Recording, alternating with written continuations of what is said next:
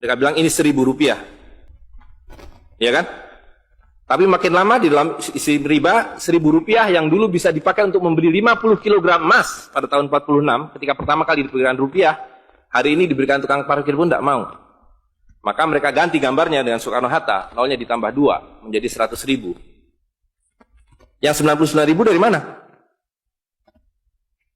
Ya kan? 99.000 dari mana? Dan kalau ini kita belah 2, dibelah 4, mau saya kasih 4 mahasiswa. Kemana samannya tadi itu nilainya? Ya, ini seperti sihirnya Fir'aun yang menjadikan tali sebagai ular. Nah, orang Amerika bilang, pedagang Amerika, saya juga punya kertas sendiri, namanya greenback. Tapi kertas saya punya 10.000 kali lipat dari kertas saudara. Jadi kalau Bapak Ibu sekalian, adik-adik pergi ke Washington sana, ke New York, bawa uang 100.000. Belum tentu mahasiswa punya uang 100.000 kan? Harus bekerja 2 hari untuk mendapatkan uang 100.000. Pergi ke Washington, saya mau beli Coca-Cola 1 botol. Apa mereka bilang? Apa mereka bilang? Ini kertas funny. This is funny paper. Gak laku. Tapi siapapun datang ke Ternate dengan $100, you punya cengkeh, berikan pada saya. Saya mau beli, you punya Coca-Cola, tapi saya minta 1 truk. Apa yang kita lakukan? Kita berikan Coca-Cola 1 truk, karena mereka bilang, mereka bisa yakinkan kita, selembar kertas mereka 10.000 kali lipat dari lembar kertas kita. Dan mereka bilang, kita punya kertas tidak laku, mereka punya kertas laku di seluruh dunia. Betul nggak? Dengan cara itulah seluruh cengkeh Ternate habis. Pala Ternate habis. Seluruh kekayaan Ternate habis, hanya diganti dengan byte komputer. Dengan cara itulah kemiskinan dan pemiskinan dilakukan oleh para bankir. Jadi banking is crime. And bankers are the criminal. Dengan sihir ini. Ya. Nah, dan ini baru satu fase. Saya minta satu tahap lagi untuk menjelaskan dengan uang kertas yang sudah merupakan kezoliman ini, ya, itu menjadi berlipat ganda zolimnya melalui banking system, di mana ini digelembungkan. Kalau tidak ada bank, kalau saya punya uang 100.000 dipinjam oleh Ustadz Nur, maka uang saya habis. Saya akan memiliki kembali kalau dikembalikan. Tapi dengan banking system, kalau uang ini saya hutangkan, dia beranak pinak. 20 kali lipat. Uang 100 miliar, kalau ditaruh di bank, maka bank detik itu mencatatkan dalam bukunya punya uang 100 miliar. Betul nggak? Dan itu dilegalisir oleh pemerintah. Bahwa you boleh mengakui itu sebagai milikmu. Dan bagi bank, uang titipan ini liability. Maka dia harus sewakan. Dia harus pinjamkan dengan bunga kepada orang yang mau beli rumah tidak bisa beli rumah, mau beli mobil tidak bisa beli mobil. Jangan khawatir, saya beri kredit. Tapi harus tahan 10% untuk cadangan. Ya kan? Dan semua orang dibikin miskin. Misi pokok bank adalah membuat semua orang miskin supaya tidak mampu membeli apapun kecuali berhutang melalui bank. Maka ketika 100 miliar ini diterima bank, maka dia bisa mengutar itu 20 kali. Dengan bunga katakanlah 10%. Maka dia akan mendapatkan dari bunganya saja 180 miliar. Jadi kalau bank bilang saya ngasih bunga hanya 10%, dia akan dapatkan 200%. Dan dari pokoknya yang dia putar itu, maka dia akan dapatkan 20 kali 90 miliar. Coba lihat. Maka terciptalah uang 1,9 triliun, hampir 2.000 triliun. Padahal uangnya berapa tadi? 200 miliar. Yang 1,8 triliun dari mana? Angin, sihir, tidak ada. Itu sebabnya setiap bank dijaga oleh satpam, supaya mengesankan bahwa di bank ada uang. Tidak ada uang di bank. Itu kenapa setiap pegawai bank pakai jas, pakai dasi, supaya orang yakin bahwa uangnya dijaga dengan baik, karena di situ tidak ada uang. Dan itu sepenuhnya pengelabuan. Jadi bank itu adalah arisan berantai. Kalau kita datang mengambil uang, tapi orang bisa bilang, tapi kalau saya ngambil uang di bank kok ada? Uang siapa yang diberikan? Uang Anda sudah nggak ada. Jadi orang percaya bahwa bank adalah tempat yang paling aman menyimpan uang. Bank adalah tempat paling tidak aman menyimpan uang. Belum Anda keluar dari pintu bank, uang Anda sudah nggak ada.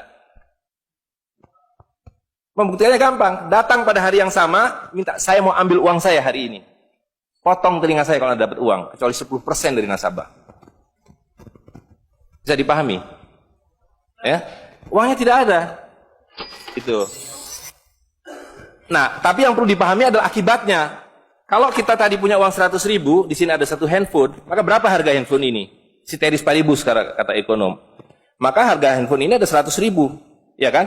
Tapi ketika ini digelembungkan menjadi 2 juta, sementara sumber daya alamnya tetap, berapa harga handphone ini? Menjadi 2 juta.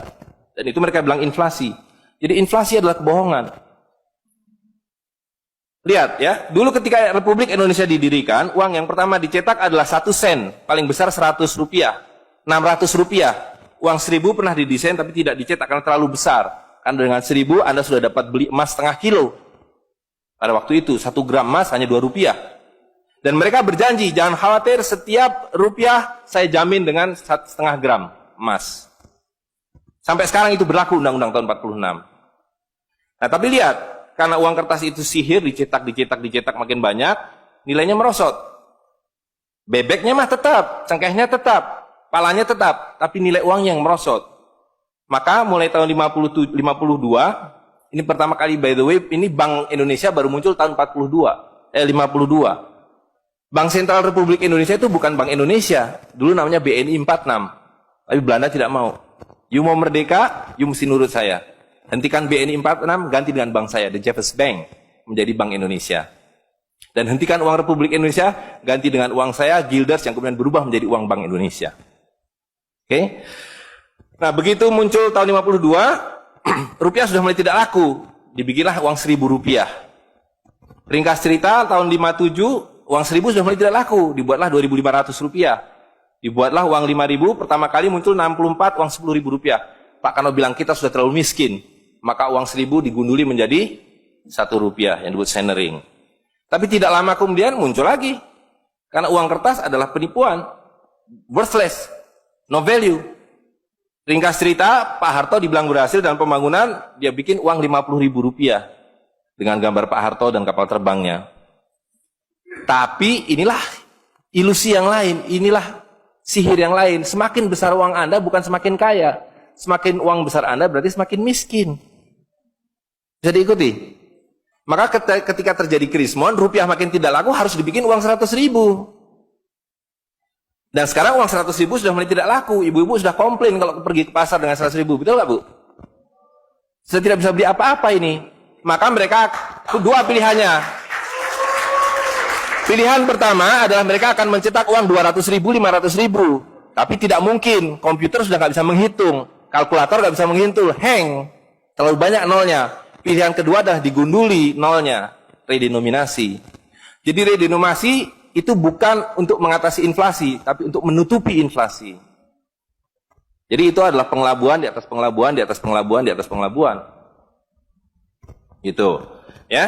Jadi secara real, uang 100.000 ini dulu ketika Pak Harto masih berkuasa menjelang jatuh itu, kalau dibelikan telur dapat 50 kilo. Masih ada yang ingat gak, Bu? Kali ibu-ibu ingat pasti. 1 kilo telur harganya 2.000 rupiah. Begitu Pak Harto jatuh, dibilang ini gara-gara krismon, uangnya sama. Walaupun ini belum ada waktu itu, karena ini masih 50.000 aja udah besar waktu itu.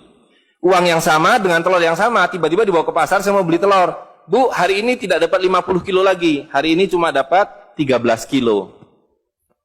Karena daya belinya, telur sekarang 7.500. Dan hari ini, kalau di pasar Ternate berapa, Bu, harga telur sekilo? Hari ini. Di Jakarta 20.000. Dan telurnya sama. 1 kilo itu isinya 16 butir. 17 butir, 18 butir. Uangnya sama. Tapi hari ini kalau dibelikan telur hanya dapat 5 kilo. Kemana yang 45 kilo? Itu yang mereka rampok. Itu yang mereka rampok dengan melalui apa yang mereka sebut inflasi. Tapi sebenarnya dengan cara penggelembungan uang. Kertas yang terus-menerus nilai. Nah, satu lagi Pak ya, saya minta ini karena ini penting sekali. Ini penting sekali. Nah, sistem zalim ini kemudian difikskan dalam satu sistem politik yang disebut nation state pada level global. Kan judulnya kan globalisasi uang. Jadi negara bangsa itu diciptakan oleh para bankir pada abad ke-20. Jadi waktu Indonesia merdeka, Singapura merdeka, Malaysia merdeka, Afrika merdeka, itu bukan kemerdekaan spontan, tapi didesain. Didesain karena kalau dulu mereka mau merampas cengkeh orang Ternate, mau merampas kepala orang Ternate, dia harus bawa serdadu ke sini, Dia harus ambil cengkeh dan palanya. Repot kan?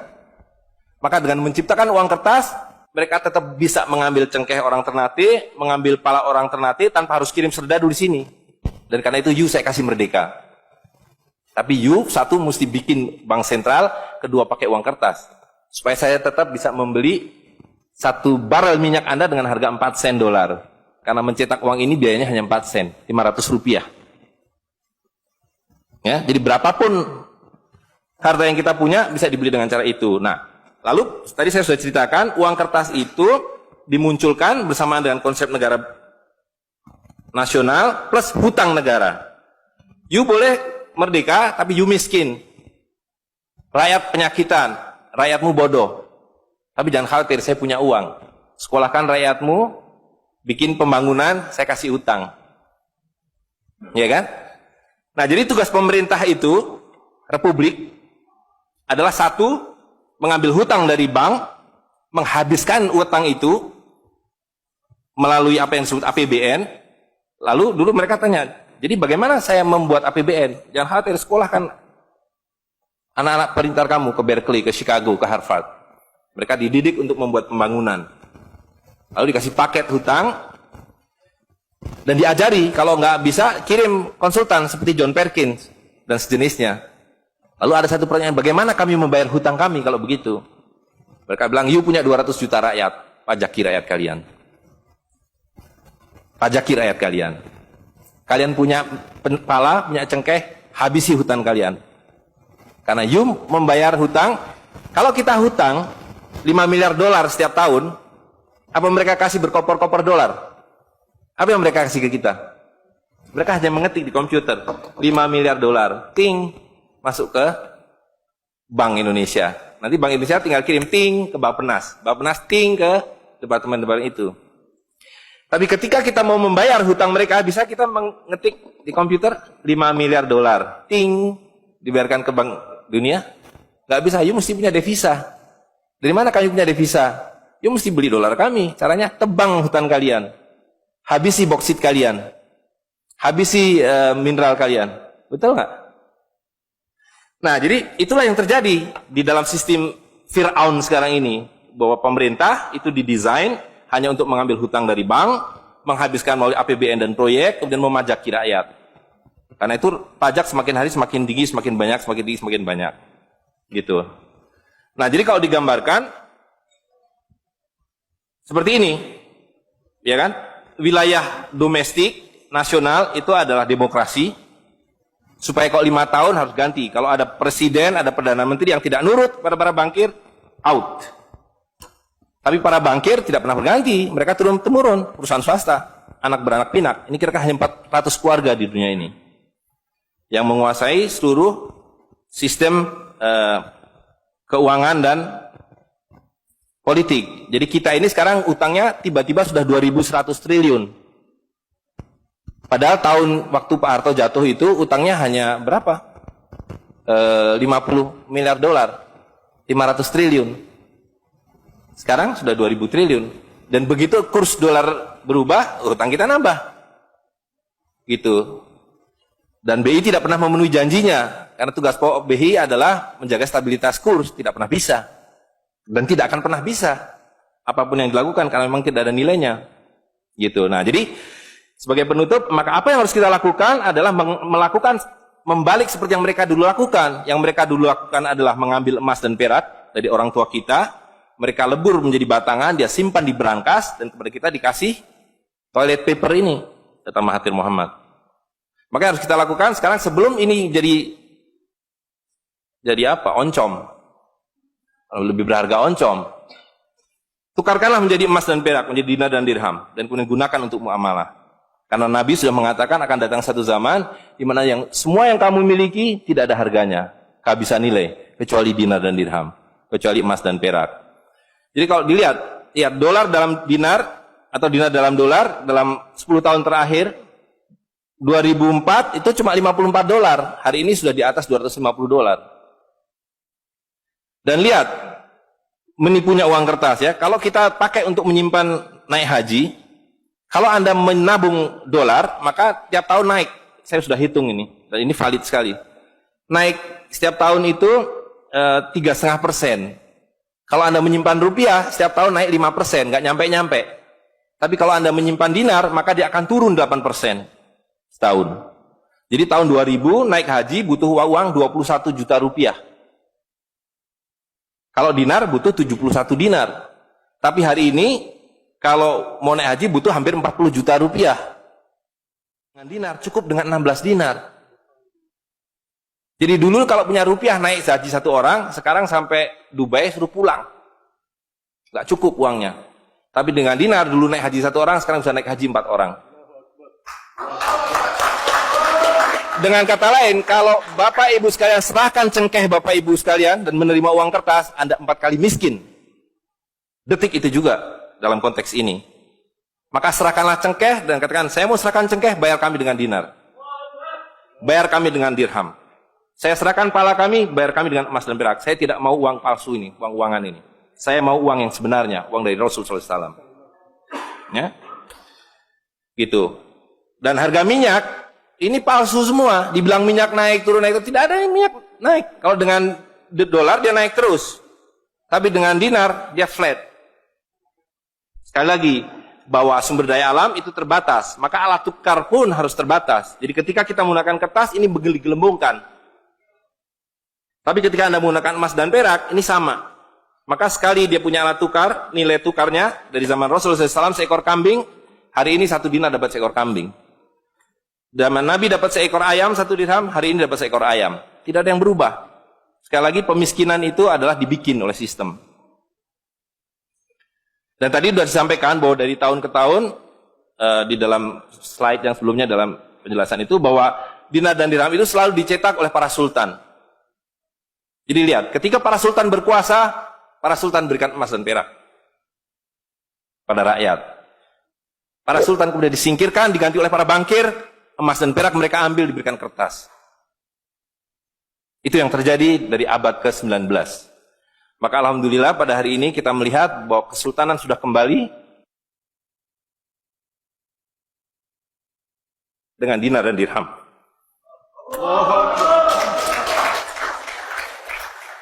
Dan ini adalah awal berakhirnya sistem riba. Ini adalah awal dari janji Allah SWT, yamhaqu riba wa yurbi sodakotan. Aku suburkan sedekah dan aku hancurkan riba. Kehancuran riba ditandai dengan seperti apa yang dikatakan Nabi, kehancuran mata uang kertas.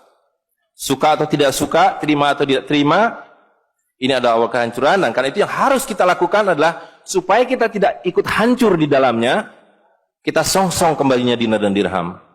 Dan itu berarti kembalinya sultania. Dan Ternate adalah awal dari kembalinya dinar dan dirham dan sultania bersama dengan Kesultanan Cirebon, bersama dengan Kesultanan di Sulu. Jadi sekarang sudah ada 3 sultan yang mencetak kembali dinar dan dirham. Dan ini akan mengawali kembalinya dinar dan dirham di seluruh dunia. Jadi kalau pada abad 15, abad 16, abad 17 bangsa Ternate sudah sampai ke Madagaskar, sudah sampai ke negeri atas angin di Spanyol, maka pada abad 21 kembali Ternate sampai Spanyol. Ternate sudah kembali sampai Afrika Selatan, sudah sampai Eropa melalui dinar dan dirham yang berlaku di seluruh dunia. Orang Amerika tidak bisa mengatakan emas saya 5 kali lipat dari emas saudara, tidak bisa. Emas kami dari Ternate sama harganya dengan emas kalian. You 1 dinar, kami 1 dinar. You 1 dirham, kami 1 dirham. Itulah keadilan. Ya. Jadi karena itu Bapak Ibu sekalian, yang terakhir sekali saya ingin sampaikan, dinar dan dirham yang kita bicarakan ini tidak ada artinya kalau berhenti hanya di dalam ruangan ini. Dinar dan dirham harus segera berkemerincing di kota Ternate. Dan Anda semua yang harus memulainya. Tadi 2 orang sudah menyatakan diri sebagai relawan Jawara, jaringan wirausahawan dan pengguna dinar dirham Nusantara.